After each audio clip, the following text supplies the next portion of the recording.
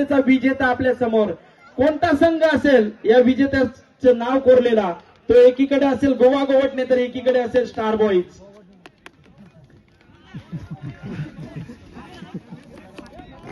मिलिंद वैयक्तिक 2 धावसंख्येवरती खेळताना दिसतोय. आपण पाहिलंय आतापर्यंत स्ट्राईक साठी आलेला मिलिंद मात्र शांत राहिला होता, परंतु या लास्टच्या येणाऱ्या 2 चेंडूंवरती 3 धावा असताना 2 धावा घेताना दिसलाय. अजूनही एका धावेची गरज असेल.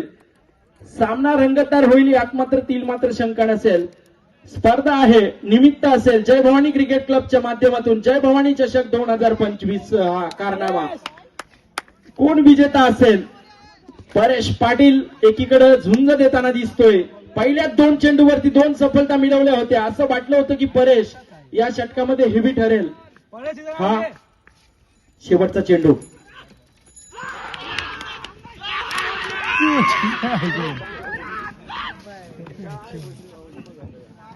नक्कीच सामना हा इथं आपण पाहतोय.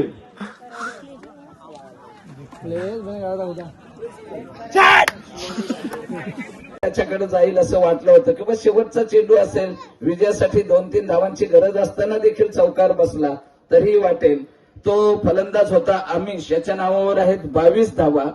तदनंतर दुसरा फलंदाज आहे की ज्यानं 2 सामन्यामध्ये 26 धावा काढल्या होत्या, परंतु या सामन्यामध्ये फक्त 1च धाव काढता आली.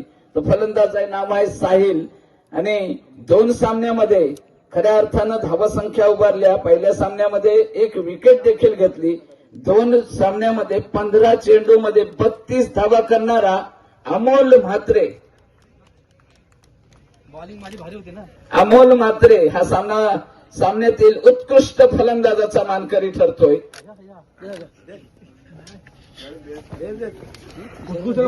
उत्कृष्ट फलंदाज पुन्हा एकदा तुषार. बक्षिस मिळवण्याची नाही, बक्षीस यावेळी देखील एक शेवटच्या सेकंडला चेंडूवर 2 धावांनी मिळाल्यानंतर 1 चेंडू 1 धाव सहज मिळेल असं वाटत असताना आपल्याला कदाचित अपयशाचा सामना करावा, परंतु अपयश ही यशाची पायरी. आणि आज आपण 2य क्रमांकाचं मानकरी ठरतोय. नाव आहे गोवा गोवटणे. आमंत्रित करतोय कर्णधार, स्वतः कर्णधाराने यायचं आहे. चला खाली जायचं आहे. समाधान ये खाली. समीर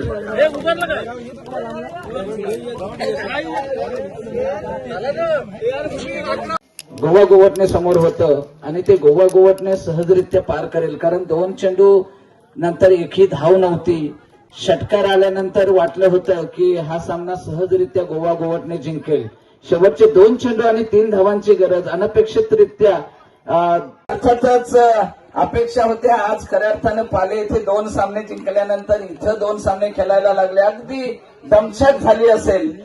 शेवटच्या सामन्यापर्यंत आमच्याही उत्कंठा शिगेला पोहोचल्या होत्या, कारण तिथं जर तुम्ही पोहोचतायत तर इथले माईक सोडून आम्हालाही तिथे यायची इच्छा होती, जोरदार इच्छा होती, परंतु थोडीशी निराशा झाली. असू द्या, निराशा का होईना, परंतु इथं निराशेची आशा केली तर कर्णधाराने एक चांगली गोलंदाजी केली.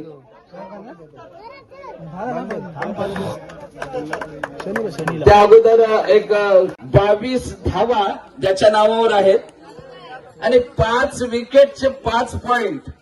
अशा प्रकारे एकूण 5 विकेटचे 25 पॉइंट. अशा प्रकारे एकूण 47 पॉइंटनी मालिकावीर पुरस्काराचा मानकरी ठरतोय. पुन्हा एकदा नाव आहे आमिष म्हात्रे. मालिकावीर पुरस्कारासाठी निवेदक, सूत्रसंचालक आणि समालोचक श्री सुनील वर्तक सर यांचा सुद्धा यथोचित सन्मान केला जातोय आणि तो सन्मान स्वीकारण्यासाठी सुनील वर्तक सर इथं नक्कीच उपस्थित आहेत. तो सन्मान इथं दिला जातोय. शिवसंकल्प असोसिएशनचे सचिव म्हणून जे काम पाहतायत असे सुनील वर्तक सर यांचा इथं यथोचित सन्मान केला जातोय. 1 षटक टाकलं, 1 सफलता, एकूण 5 विकेट ज्याच्या नावावर आहे. अर्थातच उत्कृष्ट गोलंदाज म्हणून मानकरी ठरतोय. नाव आहे आमिष म्हात्रे, उत्कृष्ट गोलंदाज.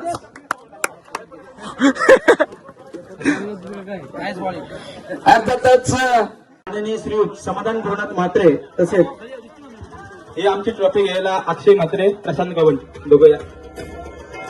नक्कीच पूर्ण टीमने यायचं आहे. एक फोटो सुद्धा खेचला जाईल आपलं आणि नक्कीच या दोघांना ही ट्रॉफी घेण्यासाठी त्यांनी आमंत्रित केलंय त्याबद्दल तुषार मात्रे याच्या हस्ते सामनावीर पुरस्काराचा मानकरी परेश पाटील. तदनंतर जाऊया उत्कृष्ट.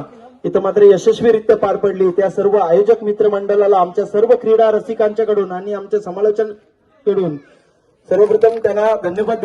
फलंदाजाला बीट करून निर्धाव चेंडू टाकणारा परेश पाटील सामनावीर पुरस्काराचा मानकरी ठरतोय.